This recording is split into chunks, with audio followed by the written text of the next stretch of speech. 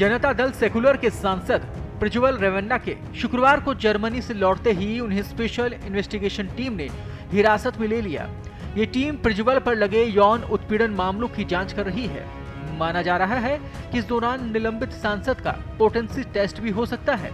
Rape के दोषी आसाराम का भी ये टेस्ट हुआ था, जब उसने उम्र का हवाला देते हुए खुद को नपुंसक बता दिया था।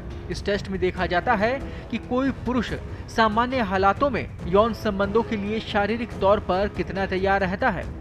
ये एक तरह की मेडिकल जांच है जो कि तलाक, पैटर्निटी के मामलों में सबूत के तौर पर दिखाई जाती है। जैसे कि पत्नी नपुंसकता के आधार पर तलाक की मांग करे और अगला पक्ष राजी ना हो, तब ये जांच भी हो सकती है। यौन शोषण के मामलों में कोड ऑफ क्रिमिनल प्रोसीजर का सेक्शन 53 पोटेंसी टेस्ट पर उतना जोर नहीं देता है।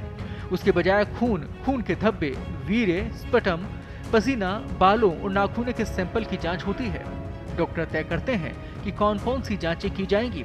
ये जांच 3 चरणों में होती है। पहला है सीमन एनालिसिस या वीर्य की जांच। इस दौरान स्पर्म काउंट और मोबिलिटी देखी जाती है। मेडिको लीगल केसेस की बात छोड़ दें तो भी ये जांच फर्टिलिटी को परखने के लिए होती रही है।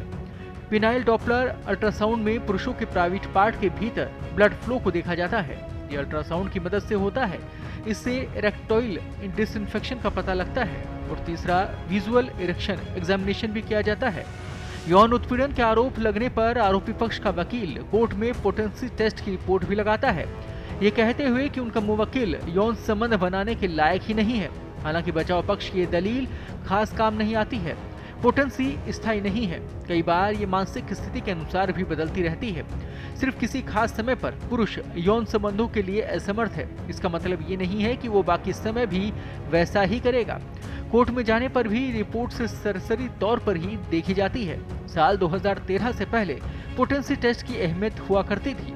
आज से 10 साल पहले कानून में रेप की परिभाषा बदली है, जिसके बाद अदालत में इस जांच की वैल्यू कमजोर हो गई है। पहले इंडियन पीनल कोड में रेप केवल तभी माना जाता था जब इंटरकोर्स होता था। अब सेक्शन 375 की परिभाषा में कई दूसरी चीजें जुड़ी हुई हैं, जिसमें नॉन पेनिट्रेटिव रेप भी शामिल है। इंटरकोर्स इसका एक केवल हिस्सा रह गया है। ऐसे में पोटेंसी टेस्ट कोई सबूत नहीं रहा। मानवाधिकार संगठन भी पोटेंसी टेस्ट का विरोध करते आए हैं और इसे निजता का हनन बताते हैं।